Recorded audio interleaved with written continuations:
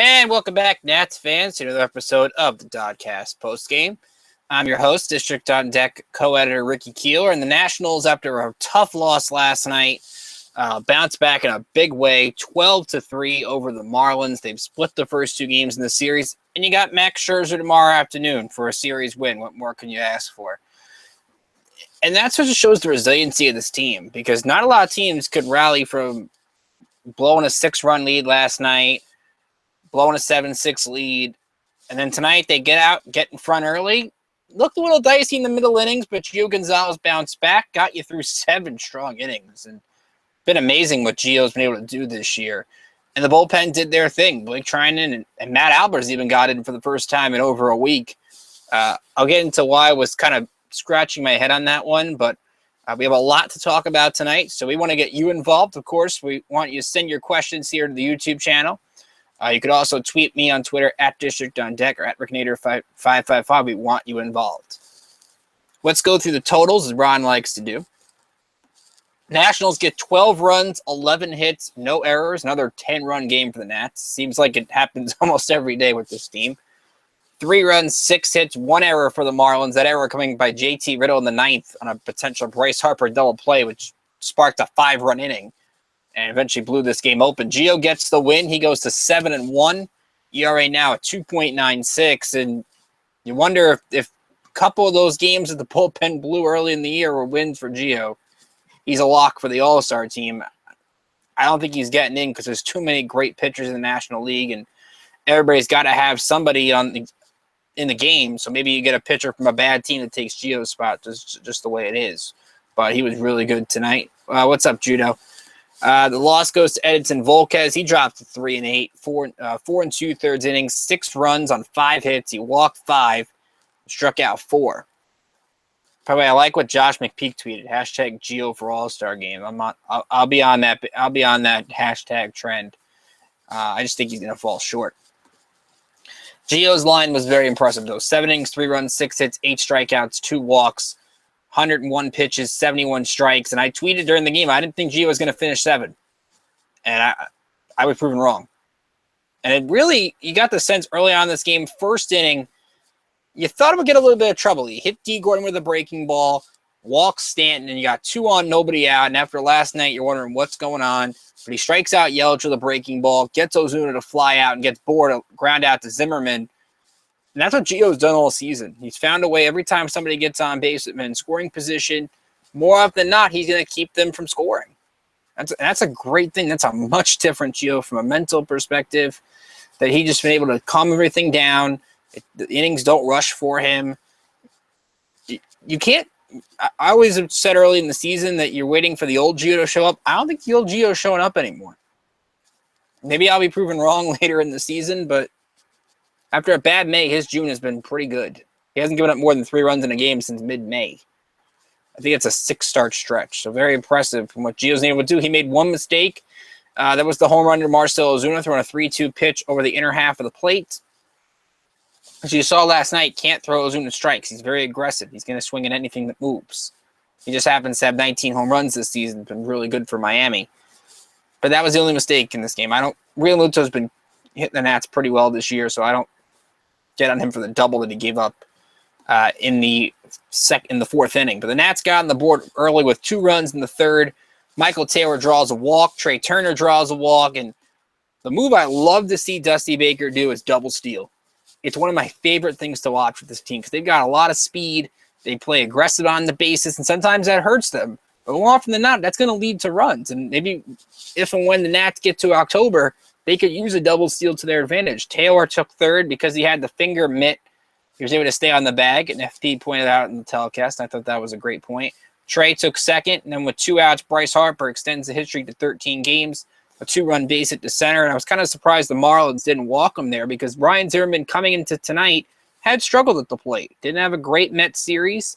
Had 1 hit last night, but not really in the same rhythm he was early in the year. But the Marlins paid for that mistake. Harper lines a 2-run base hit. The Nats are out and running.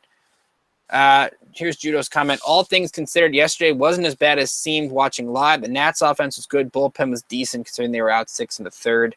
Only concern was Rock's meltdown. Yeah, Judo, I think that's a good point. I think when you're talking about Roark last night, I pinned that loss on him yesterday. I don't really pin it on the bullpen. I thought the bullpen did a pretty good job. My point, and I made it when Ron was on the DoDcast last night, they used Eddie Romero way too much. I mean, 101 pitches in his last 3 outings. That can't last. He's got to learn to trust other guys. So the bullpen, I thought, did good. The offense did good. It was just one bad inning by Tanner Roark last night. And we'll see. I liked what he said post-game. I can't pitch like that. So I think he will bounce back. He's too consistent of a pitcher in the past, unless he's hurt, and I don't think he is. So you go to the 5th inning, Nats are up 2-1, and Taylor with a huge double. Gio can't get the bunt down. Turner flies out, and you're thinking, oh, no small ball again. They're struggling to get the runners over. And Brian Goodwin, who's been big for this team, an RBI single to make it 3-1. They then decide to walk Bryce Harper intentionally, and Ryan Zimmerman says, I'm going to make you pay. 2-run double down the left field line. He makes it 5-1. Zim's at 20 doubles this year. Steven Drew with an RBI base hit. They're up 6-1. And they were just rolling from there. Daniel Murphy, a home run in the 8th. And then the 5 runs in the 9th inning. Zimmerman an RBI. Murphy an RBI. Drew drives in 2. And Wieters had an RBI ground out. He went 0 for 5. But when you get an RBI, you feel better about it. To me, the story of this lineup, again, you got to vote for Ryan Zimmerman for the All-Star team. I mean, personally, if I had an MVP ballot right now, he's number 1 on it because this offense is different when he's in the groove in the middle because it allows teams to have to pitch to Harper. It allows teams to have to pitch to Murphy. And Zim is going to see those fastballs he's making teams pay for. 2 for 5, 3 RBI night, hitting 347. He's now got 57 RBIs, 2 more than Bryce Harper, 20 doubles. There's not much more you can ask for, and he's stayed healthy this year. I mean, to me, he's the MVP of the league as of right now. And it would be terrible. I don't know if it would be a travesty if he missed out, but I think he's having a better year than Anthony Rizzo. So, Nats fans, go beat the Cubs fans and vote because he deserves to be the starting first baseman in the All-Star team. I'm going to give a lot of credit to somebody else tonight, though. How about Steven Drew? Anthony Rendon did not play tonight. Because of the stinger in the neck. Dusty said yesterday it's a day-to-day thing. Rendon was throwing the ball around with Ryan Zimmerman earlier today, so I don't think Rendon will be out much longer. But the way Steven Drew's been hitting, maybe you give Rendon tomorrow off and have him come back on Friday against Cincinnati because Drew is in a rhythm right now. 3 for 5, 3 RBIs. He had a clutch single in the 5th. He's now got 12 ribbies off the bench, and that's why Steven Drew is so critical for this team because Wilmer Diffel wasn't ready to play in the majors right now. He needs to play every day at Syracuse. So Drew having the ability to play third and play second and play some short, the Nats need that on this team. So when Drew missed all that time, that adds another dimension to the bench because Lind has been amazing off the bench. Goodwin and Rayburn have done much better over the last couple of weeks as the left field platoon. And now you throw Drew into the mix. They have so many depth pieces that Dusty can throw out any kind of lineup, and the Nationals have a chance to win every day. It's rare you have a team where sometimes you throw out your B squad doesn't have much of a chance. But the Nats throw out their B squad, and you still expect them to win. I think that's what's fun about this team is they're able to do that. You know, it's 7 for 14 with men in scoring position, so that's always fun. When the Nats are getting those big hits, as Judo points out, they're getting the hits with small ball. I thought the small ball could have been better. Like, I want to see Gio get the bunts down. I know I'm being a little nitpicky, but man on first, Gio couldn't get the bunt down early in the game. Then Taylor's on second. Gio bunted the ball too hard back to Volquez, so Taylor couldn't get to third. If you're a pitcher, you got to get a bunt down. And maybe that's just the pet peeve I have in the game right now where you're just not – pitchers and hitters aren't able to get bunts down. But, again, I'm kind of nitpicking here. I thought Gio was good. Fastball had some good life to it. I like the changeup. Breaking pitch worked against Yelich a couple of times. He did finish 1 strikeout shy of 1,500, but he'll get a chance to do that at home. And maybe that's a good thing. Max got 2,000 at home. Maybe Gio get 1,500 at home. And I think he's supposed to start against the Cubs. So that's going to be a huge start for Gio next week against the defending world champions. As for the rest of the bullpen, I thought Blake Trinan was great tonight. 1 inning, 10 pitches, 6 strikes, threw 100 miles an hour. So, again, you give Trinan a clean inning. Now, the Nats had a 5-run lead, so kind of easy to throw Trine into the mix there. But I thought he was strong. And Matt Albers. Now, he did throw 10 strikes on 11 pitches. Did strike out the side. I'm not going to take that away from Matt Albers at all. But what's he doing at a 9-run game, Dusty? What is he doing at a 9-run game? We saw Coda Glover get hurt in a 10-run game in Colorado earlier in the year. And I get it. He hasn't pitched since he blew the save last month in that early first game of the Braves series. And the Nats haven't had any save situations since then. But you got to find other ways to get Matt Albers working. I don't want to see the closer pitch a 9-run game. Now, he should be available tomorrow. Dusty hasn't said officially Matt Albers is the closer, but read the tea leaves. Matt Albers is the closer. And 11 pitches won't hurt him from pitching tomorrow. But that's the kind of thing you saw A.J. Cole warming up in the bullpen in the 8th inning. I don't get why A.J. Cole wasn't used. When you're up 9 in the 9th inning, that's when you use A.J. Cole. And if things go wrong, then you go to Matt Albers. If Matt Albers has a bad 9th inning, like we saw Cody Glover have in Oakland, then you have to go to A.J. Cole, and you're not really feeling confident in that situation. Am I nitpicking at Dusty Baker? Yes. I'm still a huge Dusty fan. I just would have rather seen Cole in this ball game than Albers. But you got to get Albers work. Maybe that's just on Baker still trying to find the right combination of guys. But I'm okay with that. Judo again said lots to like from Gio bullpen lineup. Almost all their runs were not off of homers. Never want to be too critical of homers because you never know when you're going to get them. Like that's where when people say, "Oh, you can't rely on the home run," you don't know when you're going to get them. But this team can hit for power. I love this. As I said, I love the aggressive speed portion of the game. When they go out there and Taylor's running and Trey Turner's got 27 steals this year, and you wonder if he was hitting a little bit better at the plate, that number would be skyrocketing. How great his stolen base numbers would be. But 27 steals is still amazing. What he's been able to do this year. Not quite maybe what people expected in terms of his offensive numbers, still hitting only 263. But I think that number will rise up pretty soon. He's getting much better swings and much better approach at the plate.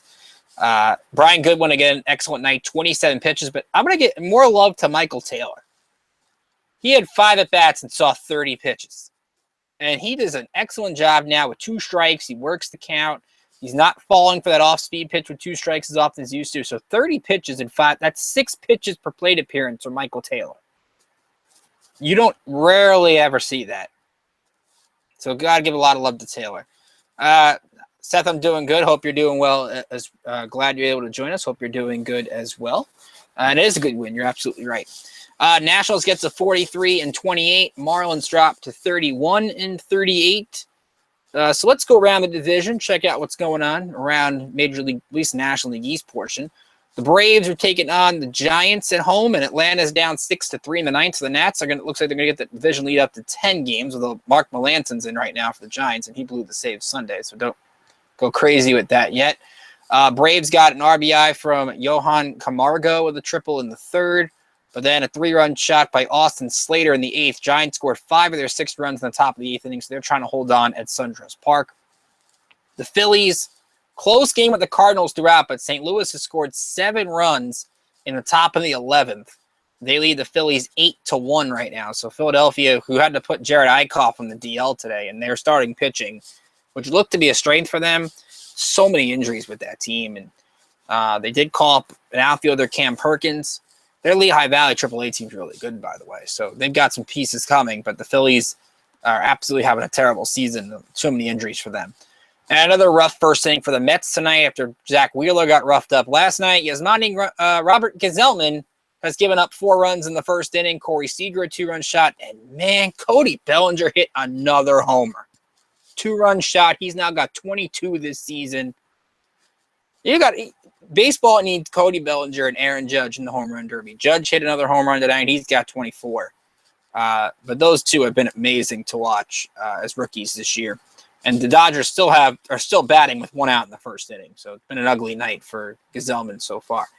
Other big score. How about the big series in Colorado? Rockies and Diamondbacks. Colorado's still in first place in the National League West. They lead 2-1. Carlos Gonzalez a solo shot in the fourth, and Zach Greinke on the mound for Arizona, pitching well, 7 strikeouts, but German Marquez, 6 innings, 1 run, 4 hits. So Marquez out-dueling Greinke in Colorado. And the Rockies, you have to start thinking they're for real, because I don't see Colorado or Arizona fading. They're both really good teams, and the Nats saw that firsthand when they went to Coors Field in April and when they went to Arizona, when Arizona came to them in May. Both those teams can compete. So the NL West is going to be a lot of fun. And Judos, after Kershaw's rough eye against the Mets, Max is now overtaken first for ERA in the NL, leads in strikeouts, whip opposing average, obvious Cy Young leader, and possibly MVP contender. That was an interesting game by Kershaw last night. Gave up 6 runs. Dodgers had a big lead, so maybe Kershaw's pitching a little bit differently. But I agree. I would still put Scherzer in the lead in the Cy Young right now. It's close. Remember, Max had a bad game in Atlanta, so you can't really go bad game Max, bad game Kershaw. You kind of just cancel out the bad games and you go from there. But I think it's a 2-horse race between those two guys, and I'm interested to see how it pans out. And you hope maybe when the LA comes to DC, they face each other, because that's always a lot of fun, as we saw in the playoffs last year. Let's take a look at tomorrow's pitching matchup before we do the minor league scores. Remember, it's a noon first pitch tomorrow, so adjust your schedules accordingly, or if you're working, catch the encore later. Ron will be here at noon, and then Ron and Drew will have the postgame, so double postgame tomorrow. Catch it on Masson. Max Scherzer, who we've been talking about, takes the ball, 8-4, the 2.26 ERA against Dan Straley for the Marlins. Straley 5-4 with a 3.58. Scherzer going for 6 straight games of 10 or more strikeouts. Became the first Nationals pitcher to get 5 straight in his last start against the New York Mets, and he was excellent in that ball game. The only thing I'd be concerned about, noon game, gets a fastball over the plate. Maybe the Marlins offense takes advantage of it. Scherzer has only given up 3 home runs in his last 5 starts, but he's constantly pitching 7-8 innings. He's given up 1 run or fewer or 2 runs or fewer in 5 straight starts. He is absolutely locked in right now. 1.21 ERA in 3 starts this month. He had faced the Marlins once this season. That was back on opening day. Well, actually, no, he didn't face Marlins opening day. I'm sorry. He has not faced Miami this year because he was backed up to the Phillies series. But some numbers for the Marlins against Max. Christian Yelich is good number, 7 for 18, 2 homers and 4 RBIs. D. Gordon hitting 300 with a homer. Stanton's 2 for 7 with a homer. Good thing, not a good thing. You want to see Martin Prado healthy, but he's hitting 419 against them. So that's your numbers against Max Scherzer. Dan Straley, by the way, for Miami. I think they made a good deal getting Straley. He adds depth to their starting pitching. I think that's important. And he pitched well against the Braves last time out. 6 1/3, 4 hits, struck out 8. He definitely needed that one because he had a rough game against Pittsburgh. Took a hard luck loss against Chicago. But with Straley this season has done a nice job keeping the opponents from getting the crooked inning. Opponents are hitting just 215 against him this year.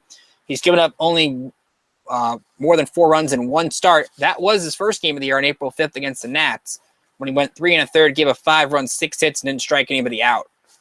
So definitely a good sign for the Nats going into this game against Straley. I want to see if Adam Lind plays. Lind is 4 for 9 with a double against him, but Matt Wieters, 5 for 6, 2 homers, 4 ribbies. The only problem, I don't know if Wieters is going to play tomorrow. You would think Jose Lobaton's going to catch a day game after a night game, but Wieters has such good numbers. You wonder with the day off Thursday if Dusty's going to put Matt Wieters in the lineup. I think that would be a real interesting decision. Except, yeah, good thing you have a day off tomorrow because you want to watch this game. So I think Scherzer should win this. I think Straley will pitch better than he did last time out, but I think the Nationals, anytime Max Scherzer takes the mound, you're confident that he's going to get a win. So I would expect to win number 9 tomorrow. I don't know. I'm going to say 8 strikeouts. I'm not going to say 10. Now, last time I predicted over under 9, but we'll throw the over under out there tomorrow, I'm sure. It's tough to predict that a guy's going to strike out 10 or more guys for 6 straight starts. It's pretty hard to do. So let's go around the minors, check out some scores. Syracuse played a doubleheader against Scranton Wilkes-Barre today. It's the Yankees affiliate, and they won game 1, 4-3. They were down 3-2 going to the 7th, but Spencer Keyboom, a huge day for him, 2 for 3 with a home run, drove in all 3 RBIs. He had a 2-run shot, as he said, in the 5th inning. So first kaboom for Keyboom at AAA. I'm sure Ron will love to hear that. Edwin Jackson got the start. 3 strikeouts over 2 1/3. He didn't give up a hit. Sammy Solis pitched another rehab outing. He threw 10 pitches, 7 for strikes, but gave up a home run to Jake Cave. And Eric Fetty gave up 2 home runs in this one. Oh, actually, Dustin Fowler at the home run off Solis, Cave and Mark Payton at the home runs off Fetty. But Austin Adams got the win, 3 strikeouts in an inning. And Wander Suero, another 1-2-3. And I'm telling you, the more Wander Suero pitches and the more zeros he puts up, he's going to get the attention of the Nats organization because he's been dominating this year at Harrisburg and at Syracuse. Now, in Game 2, the Rail Riders beat Syracuse 6-2. A couple multi-hit games for Irving Falou and Caleb Ramsey, who had an RBI. Adrian Sanchez had one as well, but Taylor Hill gave 6 runs, struck out 5, walked 2 in 4 2/3. So the Chiefs get the loss. They split the doubleheader with Scranton. Harrisburg took on New Hampshire at Double-A, and the New Hampshire team had a 6-0 lead after the third inning and did not look back. Senators lost 6-3.